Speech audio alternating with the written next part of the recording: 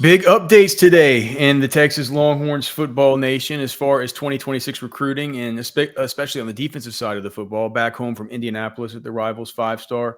We'll talk about some stuff coming out of that, but we do have some announcements coming up this week. We have Cody's Chase Calicut tomorrow, Friday, right?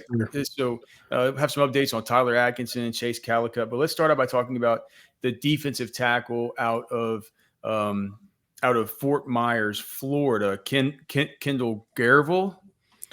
Guervil, Kendall. We discussed it right before we came on. I've already forgotten it. Kendall Guervil, who is a defensive tackle, 3 technique. I think he can play all across the defensive line. Personally, he looks to me like he could play nose, he could play 3, and he even has some stuff off the edge when watching his high school highlights. Jason, in his 3-2-1 that he wrote from Indy this week, was talking about how Texas, he believes at this point, Texas is going to be the team to beat as far as Kendall Guervil is concerned. Because what happened was he was not going to commit until December, but then right after the Texas visit, he comes along and says, no, I'm going to go ahead and commit to the school that I'm choosing on July 2nd. So it looks like it's going to be between it's Texas, it's Florida, it's Georgia, and it's Florida State. But yeah, Jason thinks that Texas is in really good position here with him. I think it's just between Texas and Florida. And here's the thing. When he came out of that official visit at Florida, I think it was June 13th, there was pretty good energy coming out of there. But you got to remember, like, there was still – Texas coming out of his April visit, like, was sitting in a positive spot. And then coming out of this last weekend's visit, of course, they were like, well, where do they stand? Where do they stand? And it was Texas up in that conversation. I think Guervil, like you said, that's kind of exactly what I wrote down in my write-up on Guervil is played multiple positions across the defensive line in high school. He's a large human.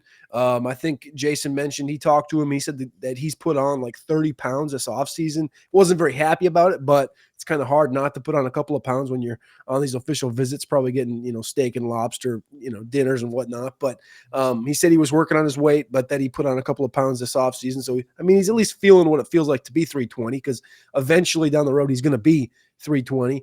I think when you look at this defensive line group so far with Dylan Berryman, Corey Wells, of course, Vodney Cleveland, and you talk about this early in the process, potentially, June 2nd is when he's projected to come off the board, right?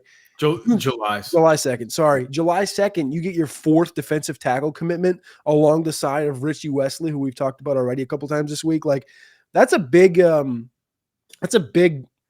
move, I think. Like, I think when you take a step back, and we've talked about Lamar Brown, that it seems like, and I don't want to go out and be negative Nancy off the rip or anything, but it seems like the Lamar Brown thing's probably like, if it's going to happen, it's going to happen on December 4th. It's going to be this long game play. He's probably going to commit to an A&M or an LSU, probably an LSU sooner than later, and then you're going to be fighting until the end to see if you can get in there. Which, we'll talk about Tyler Atkinson. That feels like the type of player, those type of situations is what that's going to be like. But when you're Texas, and we've talked about this defensive line group the last couple of years, and the importance of backfilling defensive line, and you just got Justice Terry, Myron Charles, and Josiah Sharma, like getting a group of 4 and potentially a 5th, if you could land a Lamar Brown or a Damari Simeon or something like this, would be awesome. But the idea that you could walk away with Kendall Guervil, with Vodney Cleveland, with Dylan Berryman, with Corey Wells, who are all, Berryman, Cleveland, and Guervil are all top 20 guys, according to Rivals in the top 20 rankings at defensive tackle. And then Corey Wells is a little bit further down there. But, Corey Wells is a value for where he's being ranked. But it's a sick group of defensive tackles. And if Guervil ends up choosing Texas, I think it'll be positive in all facets. Yeah, well, so if you do get him, or do you think that you're done? I think you're done to the extent that you can sit back and you can say, we got 4 studs. We got 4 really good defensive tackles. And a group who's not just studs, a group who is like a well-rounded, they have a diversity of traits, right? Yes. They're not all the same type of player. They're not redundant. It's a good mix of run stuffers, two gappers, and one gap penetrators. I tend to see Kendall Guervil is in more of the Vodney Cleveland. Yeah, this guy can definitely be a B gapping penetrating type. So yeah, but continue. I just like.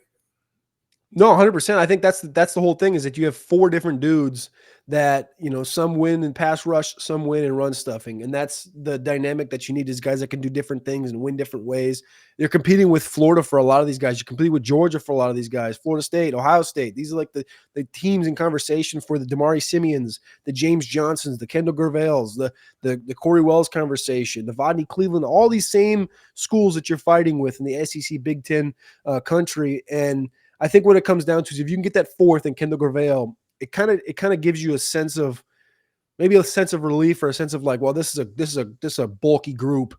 And now if everything fits right in the puzzle, we can still obviously run that relationship that Le'Alon Clark has with Lamar Brown to the finish line and see what we can do here. But it's not like a must. It's kind of a not a need, but it's a want. It's a want that you can hopefully pivot into the puzzle at the end of the story.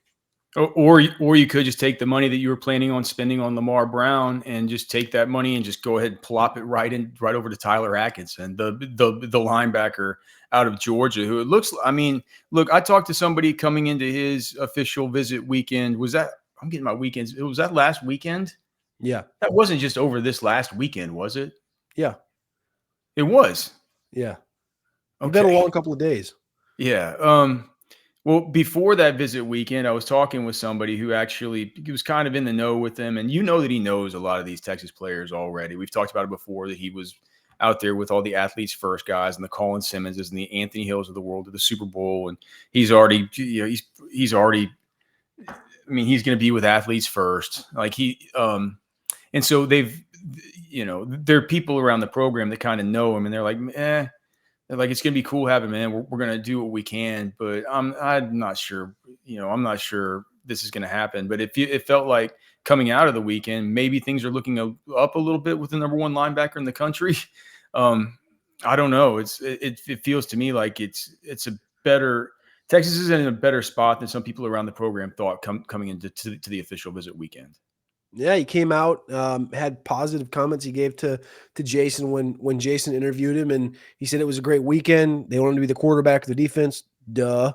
Be the Anthony Hill, literally come in and 1-for-1 swap out with Anthony Hill. And here's the deal. This is going to be one, regardless if he commits in the next month or not, it's going to be one that runs down to the final wire. Like, he's the number 1 linebacker in America for a reason.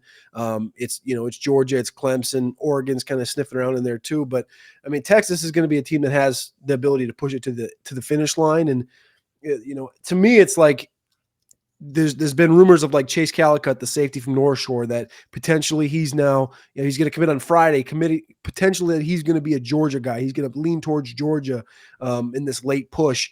And it's like, if you could have, but if you, as far as need goes on a roster in 2026, to me, it's like, you look at Atkinson, you go, well, that guy, I think, can step in probably 1-for-1 on day 1 with Anthony for Anthony Hill when Anthony Hill departs and he's a first-round pick.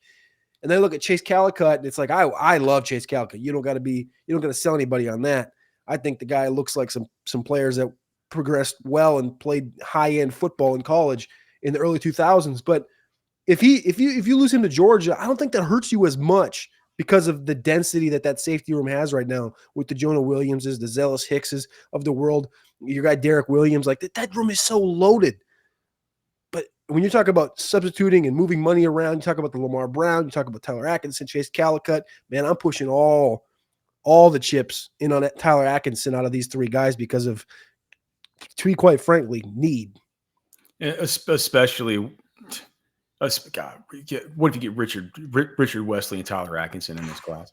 It's like, but especially with the fact that Lamar Brown, it feels like things are ticking down with him, and also with Chase Calicut, who, look, we'll know on Friday. We'll know in 2 days, but to me, feels like the smart money for now is going to be on Georgia, despite what everybody thought. And the North Shore curse seems to continue with these DBs and the Texas Longhorns. Thanks so much to the Man Eye Institute for being the presenting sponsor here on Football with Friends.